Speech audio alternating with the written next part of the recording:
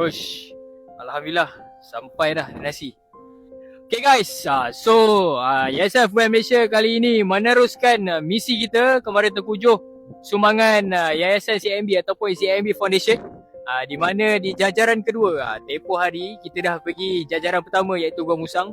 Jadi kali ini kami pergi ke Pahang untuk jajaran kedua, iaitu di beberapa lokasi di Nenasi dan juga Kampung Mercung.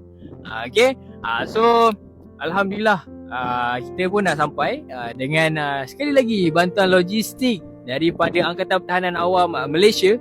Tapi kali ini bersama APM Rompin dan juga APM Pekan. Terima kasih APM Pahang kerana bantuan logistik kali ini. Dan hari ini kami memulakan misi dengan lawatan ke rumah, 5 buah rumah.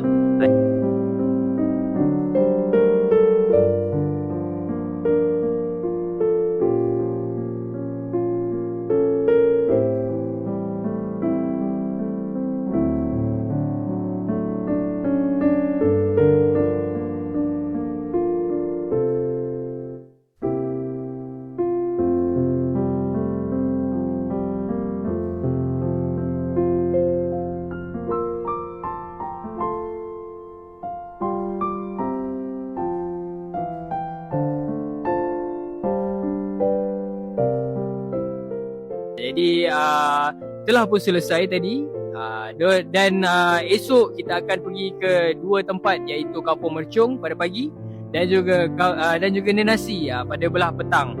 Jadi di situ pun kita orang dah site visit petang tadi, dan tim-tim YSFM Malaysia pun tengah bersedia untuk misi kita mulakan esok. Tak sabar ni guys.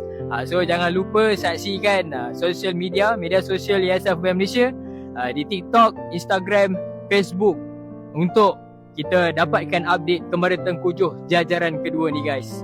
So benda pun dah petang, kita rehat jap dan kita teruskan misi kita esok hari. Let's go.